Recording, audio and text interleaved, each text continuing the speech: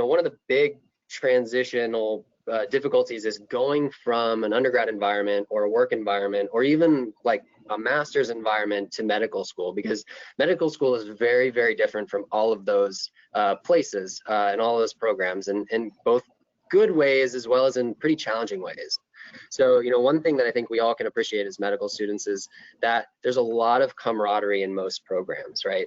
Everyone is working for essentially the same goal, which is to be a doctor. And, people want to be different kinds of doctors, but you're all taking the same courses, you're all taking the same test. Everybody's trying to achieve the same thing. And usually people are really helpful and they want to, help everybody kind of get to that goal. So there's much less backstabbing, and everybody wants to help each other out to get to the end goal together.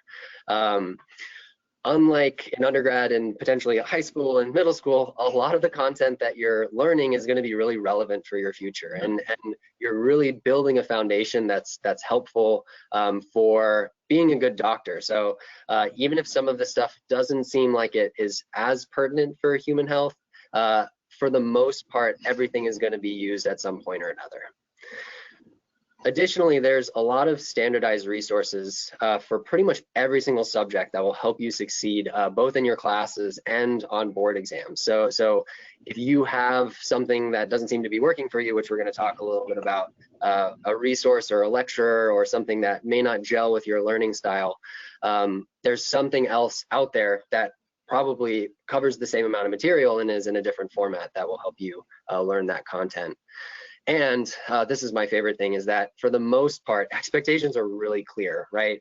The first 2 years of medical school, for the most part, it's show up to things that are required, study as hard as you can, and pass your exams. And for me, those are kind of like the big 3 things that you had to do. And if you did those things, right, you were golden. So I don't know, Justine, if you had any different experiences or anything you wanted to add about expectations in the first 2 years.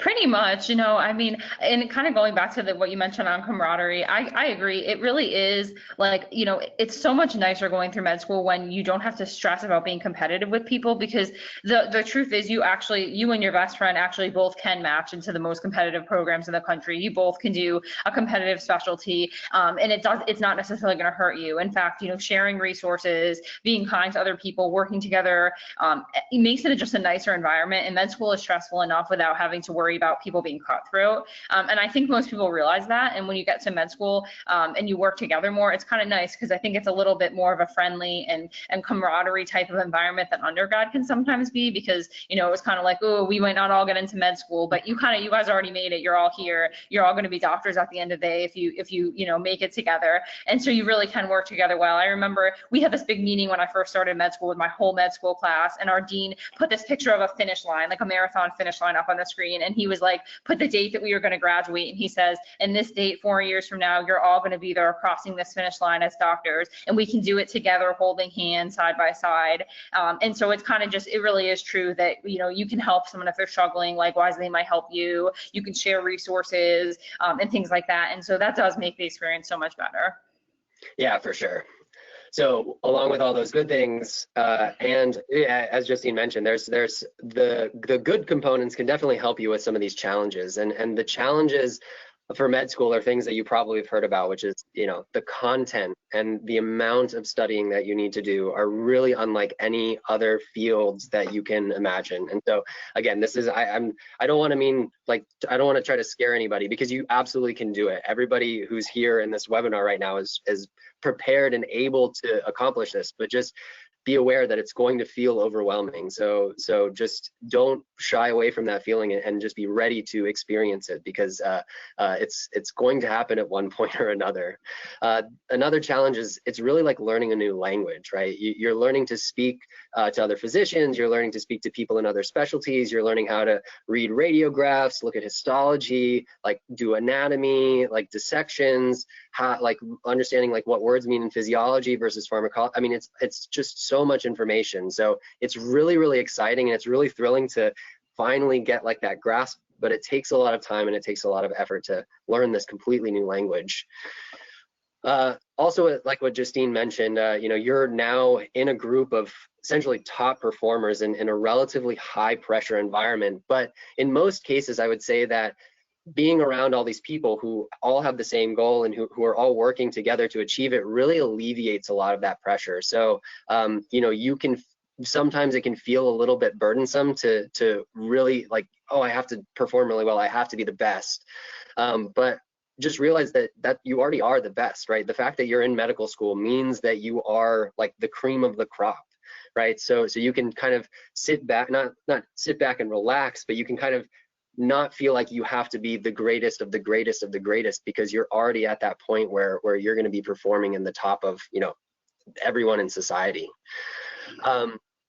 Another challenge that you'll realize probably a little bit down the line, but it's important to think about now, is that there can be a little bit of variability between what certain schools test on school exams and what's eventually tested on the board. So we'll leave that alone for now, but just keep that in mind that you may need to adjust study strategies when you get to your M2 year.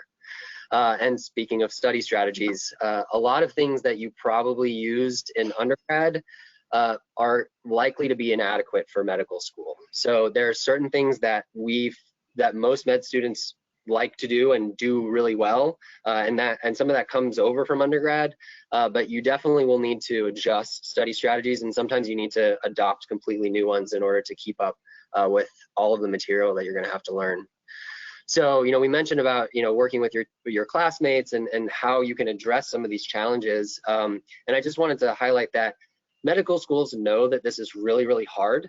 So they do their best to try to address these challenges with curriculum designs and how they structure small groups and how they organize the material.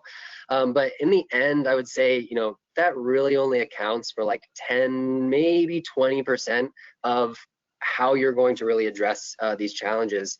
And the remainder of that really is dependent on you, which I think for some people sounds really scary, but I want to tell you that that's actually a great thing, because regardless of what school you're at, regardless of what your program is, you can succeed kind of irrespective of however, you know, your school is set up. So it's nice to know that at the end of the day, you can essentially define your own destiny in medical school, regardless of your program.